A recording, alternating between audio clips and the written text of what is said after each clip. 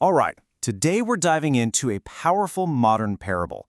It's a story about two huge cosmic forces, and it gets right to the heart of this deep spiritual stagnation that so many of us feel but can't quite put a finger on. So, let me just start with a question for you. With all our comforts, all our distractions, our carefully curated lives, are we actually free? Or have we just built ourselves a really beautiful prison, a gilded cage for the spirit? We're about to look at two very different ways out. And here they are, our two guides on these paths. On one side, you've got Saint Germain, the ultimate liberator, who says he can build us a golden bridge to a higher consciousness. And on the other, you have the Shadow Reaper. He's this mad prophet who isn't building any bridges. No, he's just chronicling the spirit's final, honest collapse. Two cosmic figures, two completely opposite approaches to the exact same crisis. Okay, let's walk the colder path first. Let's talk about the Shadow Reaper. Now, this is a figure who offers zero comfort. Instead, he faces our modern stagnation with this brutal, almost chilling clarity.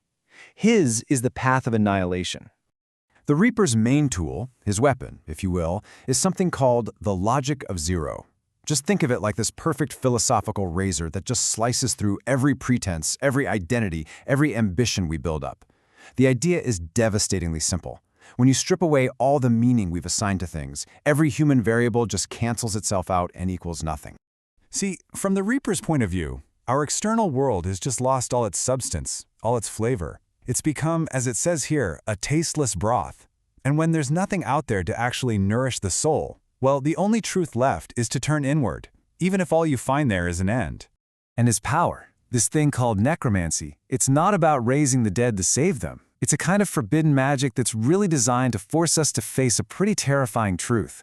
That for many of us, the big questions, the whys of life, they've just withered away. The search for purpose hasn't ended with an answer. It's just ended with exhaustion.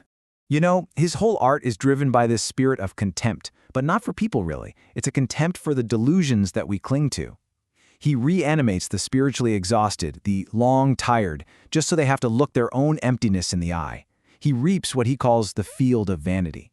In a twisted sort of way, he's a shadow savior, offering freedom not through life, but through a final, clean ending. And here's the bottom line. The Reaper's goal is not salvation, it's honesty. He's here to give us one final, unflinching look at the books, a perfect ledger of our ambition and vanity right before the great evening consumes everything. He offers the dignity of an honest end.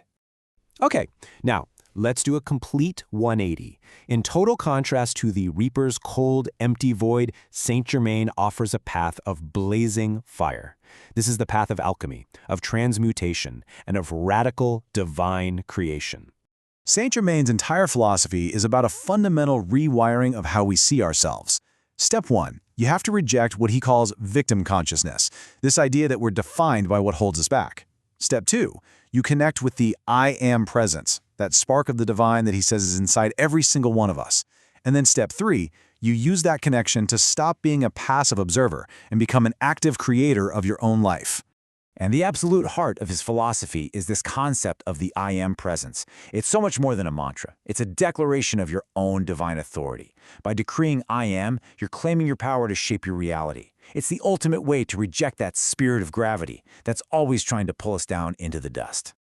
So what's his tool? It's something called the violet frame. You can think of it as a spiritual, alchemical fire. But here's the key. It doesn't just destroy negativity like the Reaper's logic. It transmutes it. It literally transforms the heavy lead of your negative karma and your emotional baggage into the pure gold of spiritual mastery. And this slide just nails the difference, doesn't it? For the Reaper, everything comes down to zero. For Germain, it's all about the frequency of transformation. The Reaper shows you inevitable decay, while Germain offers you a shortcut to your divine inheritance. I mean, think about it. Both of them melt away your delusional security, but one reveals an empty void while the other affirms your true powerful nature. So you see the contrast. Where the Reaper offers the cold honesty of a terminal shudder, that final, grim nod to the truth, Saint Germain offers something else entirely. He provides the joyous yes, a radical, explosive affirmation of life, of spirit, and of our potential for permanent freedom. So we have these two completely opposite forces, a path of fire and a path of ice. How can both even exist? Well, the parable suggests they aren't enemies at all. In fact, they are two essential pieces of a single, cosmic, intellectual salvage mission. And suddenly, the Reaper's role makes perfect sense. He isn't Saint Germain's enemy. He is the necessary precursor. He is the cosmic winter that comes to clear away all the dead wood. He tills that field of vanity, preparing the soil for Saint Germain's transmuting violet fire. This table just lays it all out, doesn't it? You've got the Shadow Reaper, the terminal witness, who uses his logic of zero to map out a stagnant, dying reality. And then you have Saint Germain, the ultimate liberator, who uses his violet flame to place that very same reality within a bigger, vibrant, divine order. But here's the thing they have in common. They both share this profound contempt for what's called the stupor of agreement, that comfortable, complacent numbness of modern life. They both reject the gilded cage, the thing that keeps us from having to face either our final end or our true infinite potential. Together, what they really represent is an architecture of forbidden philosophy. They give us a framework, a map for navigating the end of an age that isn't just about darkness and decay. They make sure that even when we're staring into the great evening, a path to real liberation is still visible. And so, that leaves us with this one last provocative thought. Maybe the path to true freedom, to real sovereignty, isn't about choosing between the Reaper's cold honesty and Germain's fiery alchemy. Maybe real mastery is found in understanding why we need both, in learning how to perfectly balance the sacred act of destruction with the divine act of creation.